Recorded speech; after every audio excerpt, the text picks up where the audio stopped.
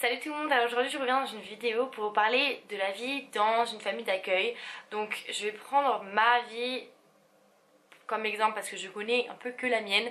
Je dis un peu que la mienne parce que j'ai eu l'occasion d'aller dans la famille d'accueil d'une de mes copines. Donc je pourrais peut-être l'inclure dans ma vidéo, je ne sais pas, on verra.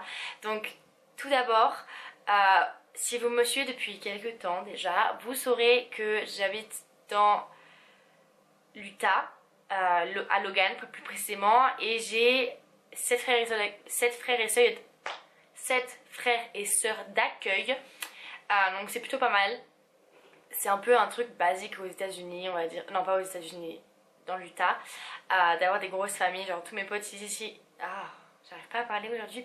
Tous mes potes ici, ils ont genre 4 ou 5 frères ou sœurs et sœurs. Donc c'est plutôt des grosses familles ici. Enfin bref, donc moi je suis habituée en France à avoir que 2 sœurs. Donc ça m'a fait un gros choc, on va dire, quand j'ai reçu ma lettre où j'ai reçu toutes les informations de ma famille d'accueil. Je me souviens, il y avait la partie enfant. Alors je lisais les prénoms, blablabla, blablabla, et plus je les lisais, plus je me disais, mais attends, mais combien d'enfants il y a?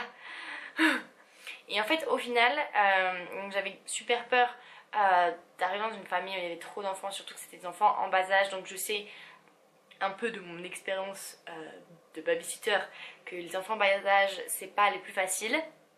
Donc j'avais super peur de ça, on va dire, on va pas se cacher, j'avais peur de ça.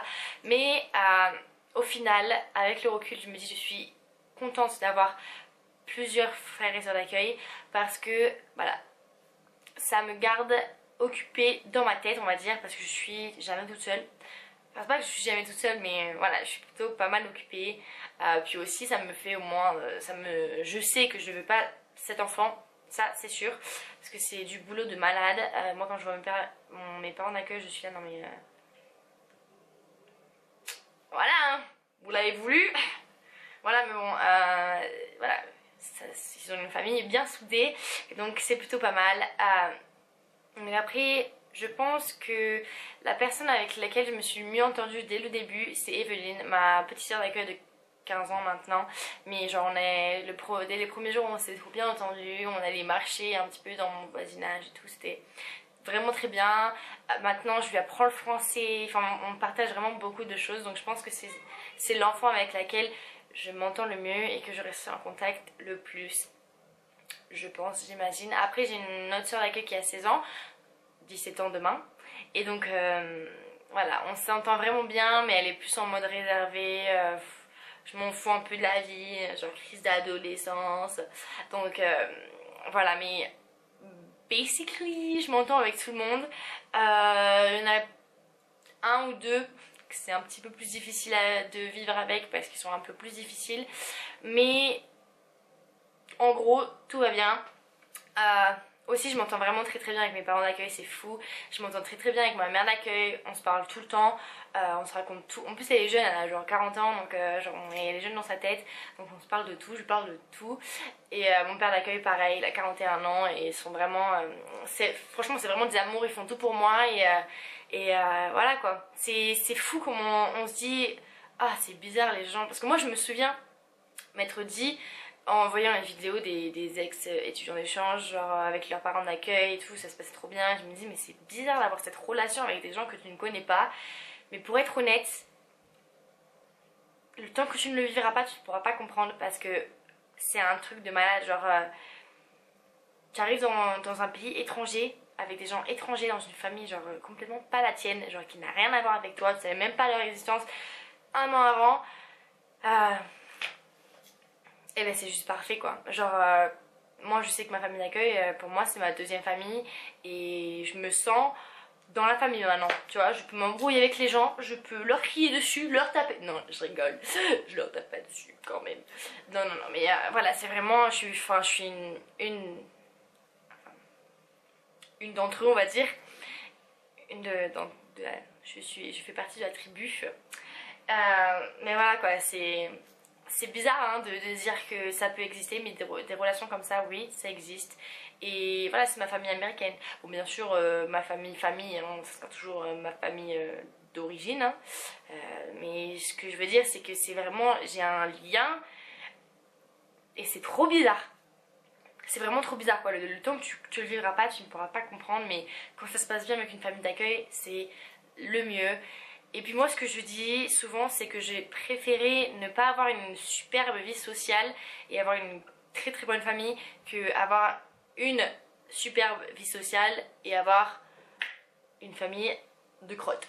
Parce que je vais m'expliquer, c'est que même si tout le monde me dit oui mais tu passes beaucoup de temps au lycée, je me dis le lycée c'est le lycée, la famille c'est la famille. Avec ma famille je mange le soir, je dors chez eux, je pars en vacances avec eux, je fais tout avec eux. Donc je me dis, je préfère avoir une bonne famille et m'entendre très bien avec ma famille que de très bons amis. Surtout que je sais que moi, mes potes, c'est ceux que j'aurai en France. Je préfère avoir de vraiment bons contacts avec ma famille, comme ça je pourrais y retourner, blablabla. Bla, bla, bla, bla. Donc je souhaite à tout le monde d'avoir une meilleure famille que des meilleurs amis. Mais voilà, c'est vraiment fou. Je me souviens le premier jour, je me suis dit, oh, il y a 7 enfants, ça va être compliqué. Mais non, franchement, je sais pas. J'ai envie d'éternuer. Ah.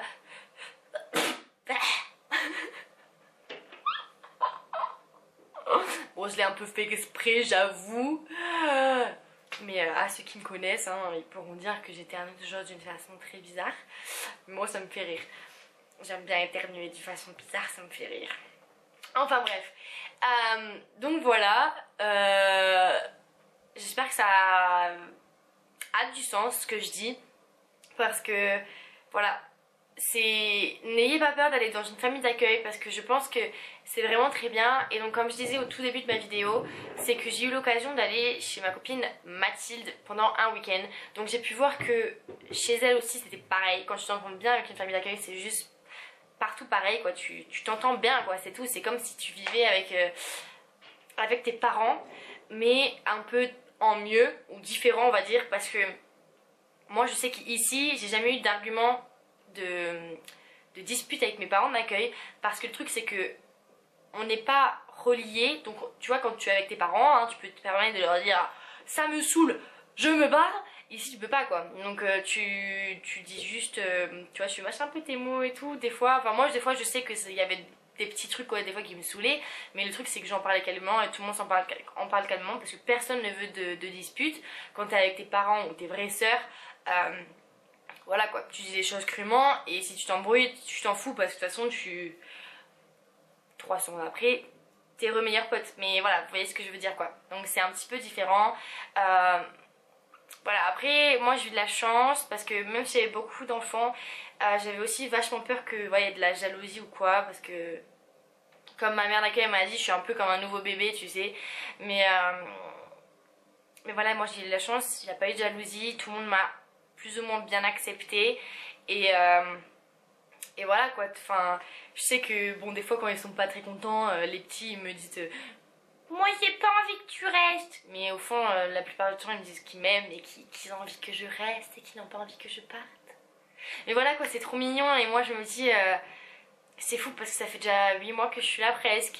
Et putain je les aime trop quoi, c'est fou. Enfin je me dis le pire c'est quand je me dis que les deux les plus petits, donc de 2 ans et 3 ans, ils se souviendront pas de moi quoi. Mais voilà quoi, ma mère d'accueil, elle me dit qu'on s'appellera tout le temps, qu'elle montrera toujours des photos à ses petits enfants et tout. Ses petits enfants, pas ses petits enfants mais ses petits enfants. Mais voilà quoi, c'est sûr que j'ai partagé un an de leur vie. Et pour eux ça a été une expérience différente parce que je pense qu'il y a un gros écart entre aller dans une nouvelle famille et accueillir quelqu'un dans ta famille. Et je pense qu'ils ont été très courageux. Je sais que mon père d'accueil au début, je lui avais posé la question s'il avait eu peur de m'avoir et il m'a dit bien sûr. Moi j'étais trop stressée mais au final je regrette pas parce que voilà, c'est...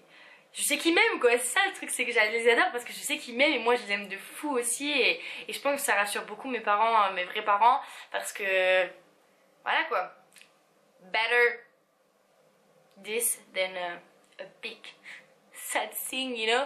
Donc moi je pense que voilà, tout est bien, Kishin est bien, et dans 2 mois je pars, dans 2 mois et quelques je pars, et eux ils vont déménager dans l'Oklahoma, donc très bien parce que je découvrirai de nouvelles choses. Donc voilà, c'est un petit peu une vidéo sur la vie dans une famille d'accueil. Donc c'est voilà, c'est différent, ça change un peu tes habitudes parce que tu dois t'habituer à un peu la vie d'une autre famille que tu n'as rien à voir dedans. J'avoue des fois je me dis pourquoi je fais ça parce que c'est pas ma famille, mais au final bah c'est juste parfait. Si vous allez partir dans une famille d'accueil, que ce soit pour l'été ou comme je fais en tant qu'étudiant d'échange, et bien just relax et accommodez-vous à leur vie, à leur façon de vivre, parce que moi c'est sûr que ça avait été un petit peu totalement différent, mais j'étais ouverte d'esprit, je m'étais préparée à ça.